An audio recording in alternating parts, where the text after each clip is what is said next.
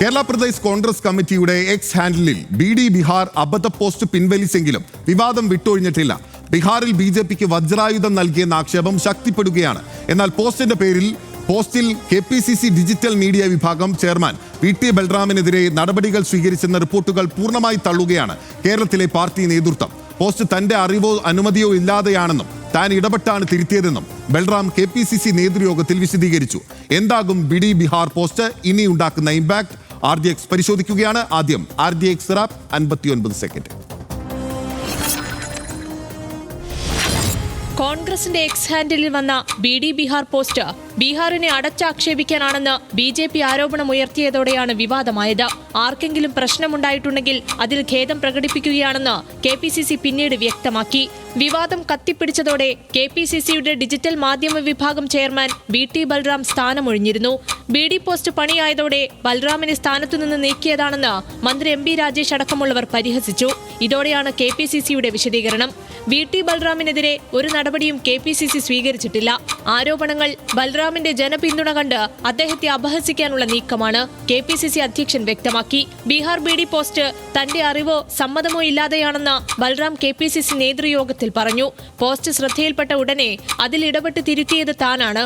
ഇത്തരം സംഭവങ്ങൾ വരുമ്പോൾ അതിൽ പ്രതിരോധിക്കാനുള്ള സമയക്കുറവ് തനിക്കുണ്ടെന്നും കൂടുതൽ പ്രൊഫഷണലായ ഒരു സംഘത്തെ നിയോഗിച്ച് ഡിജിറ്റൽ മീഡിയ പ്രവർത്തനം വിപുലീകരിക്കണമെന്നും നേതൃയോഗത്തിൽ ബൽറാം ആവശ്യപ്പെട്ടു. RDX rap news Malayalam.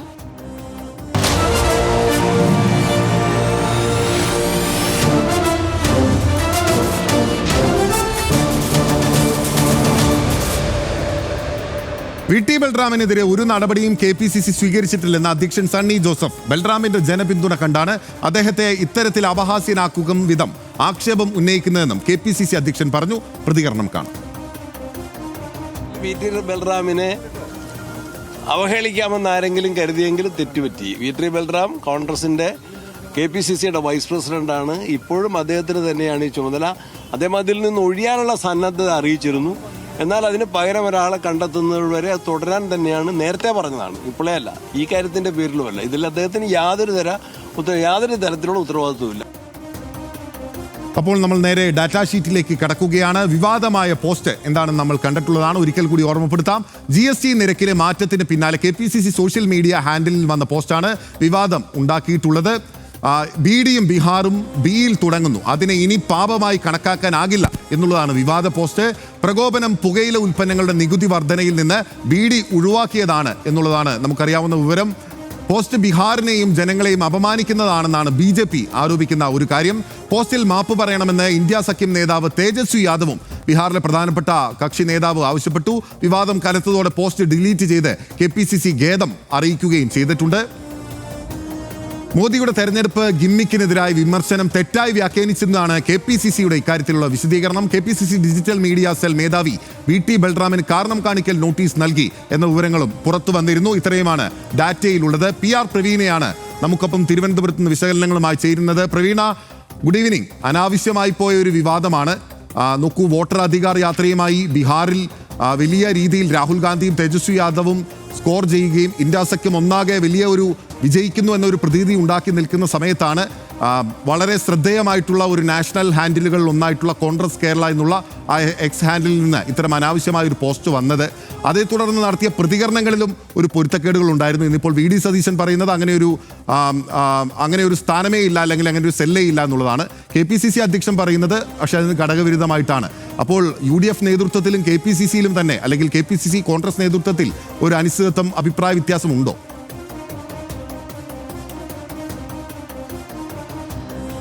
ഇതിലാദ്യം പറയേണ്ടത് ഈ കോൺഗ്രസ് കേരളയുടെ എക്സ് ഹാൻഡിലിൽ വന്ന പോസ്റ്റ്, ഈ പോസ്റ്റ് ഇടുന്നത് ഇതിലൊരു കൂട്ടം പ്രൊഫഷണലുകൾ ഉണ്ട്. അതായത് മറ്റു പല ജോലികളും ചെയ്യുകയും എന്നാൽ ഏതെങ്കിലും തരത്തിലുള്ള പാരിതോഷികം പ്രതീക്ഷിക്കാതെ, സേവന വേതന വ്യവസ്ഥകളൊന്നുമില്ലാതെ പ്രവർത്തിക്കുന്ന ഒരു കൂട്ടം ആളുകളാണ് ഈ DMCയിലുള്ളത്, ഡിജിറ്റൽ മീഡിയ സെല്ലിലുള്ളത്.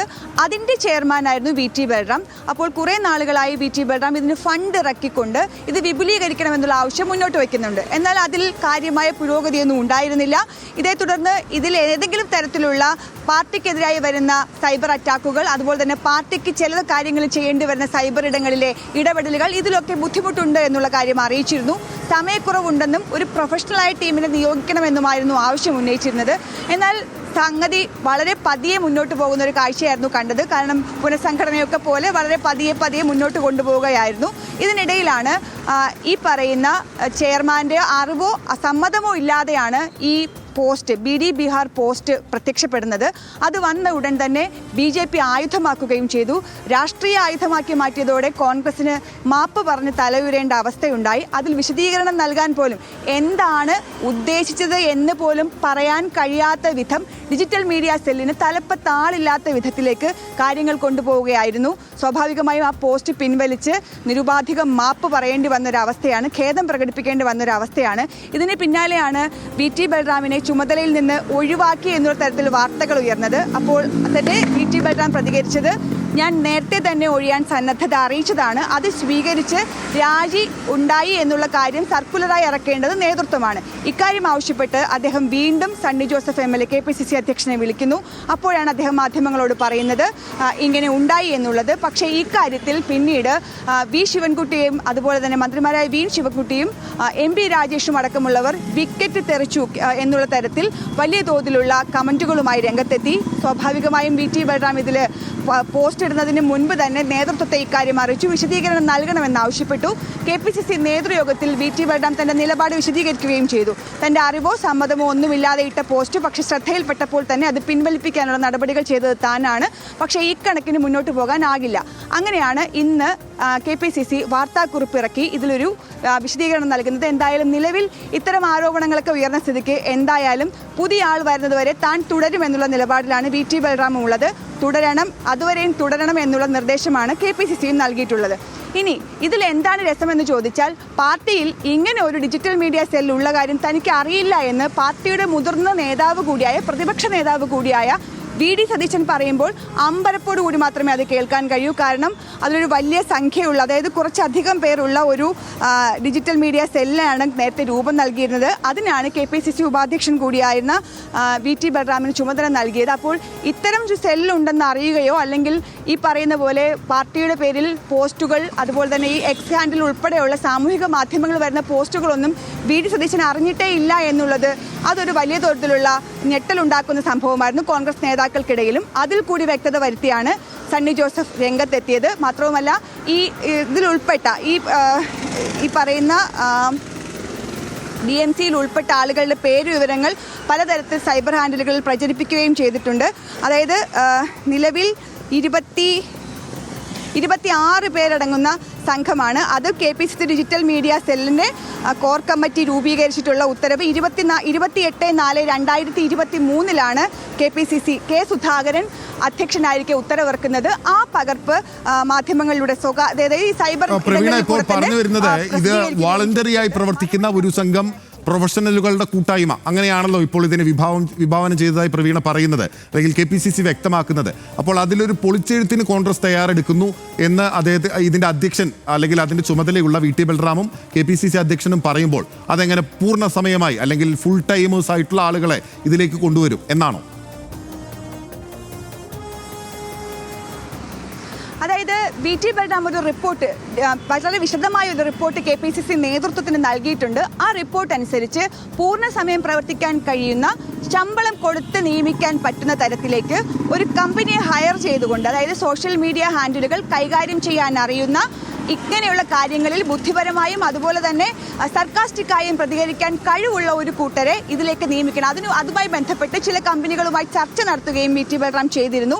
ഇതടക്കമുള്ള റിപ്പോർട്ടാണ് KPCCക്ക് സമർപ്പിച്ചത്. പക്ഷേ എക്കാര്യത്തിൽ ഫണ്ട് ചെലവാക്കുക എന്ന് പറയുമ്പോൾ നിലവിൽ KPCCയെ സംബന്ധിച്ചിടത്തോളം ഇലക്ഷന് പോലും ഇറങ്ങാനുള്ള ഫണ്ടില്ലാത്ത അവസ്ഥയുണ്ട്. ജനങ്ങളിൽ നിന്ന് ഫണ്ട് പിരിച്ചുകൊണ്ടാണ് തദ്ദേശ തെരഞ്ഞെടുപ്പിലേക്ക് അടക്കം ഇറങ്ങാൻ ഒരുങ്ങുന്നത്. 2 ടേമിലായി ഭരണമില്ലാതെ നിൽക്കുന്ന ഒരു മുന്നണിയാണ് UDF, കോൺഗ്രസ്. അതുപോലെ തന്നെ കേന്ദ്രത്തിലും ഭരണമില്ല, കേരളത്തിലും ഭരണമില്ല. ഈ അവസ്ഥയിൽ ഫണ്ടില്ലാത്ത വലിയ പ്രശ്നം തന്നെയാണ്. അതുകൊണ്ട് കൂടിയാണ് ഈ ഡീറ്റെയിൽഡ് റിപ്പോർട്ടിനെ അംഗീകരിക്കാതെ വളരെ സാമട്ടിൽ പോയിക്കൊണ്ടിരുന്നത്. പക്ഷേ ഇനിയുള്ള ദിവസങ്ങളിൽ അങ്ങനെ പോകാൻ കഴിയില്ല എന്നുള്ള തിരിച്ചറിവുണ്ട്. അതുകൊണ്ടുകൂടി ഒരു പക്ഷേ കുറച്ച് ഫണ്ടെങ്കിലും ഇറക്കി കുറച്ച് വിപുലീകരിച്ചുകൊണ്ടുള്ള ഒരു സോഷ്യൽ മീഡിയ വിങ്ങിനെ ആകും സൃഷ്ടിച്ചെടുക്കുക എന്നുള്ളതാണ് ഇപ്പോൾ ലഭിക്കുന്ന സൂചന. ഓക്കെ, ശരി പ്രവീണ, സമഗ്രമായ വിവരങ്ങളാണ് പ്രവീണ എന്തായാലും നൽകിയത്.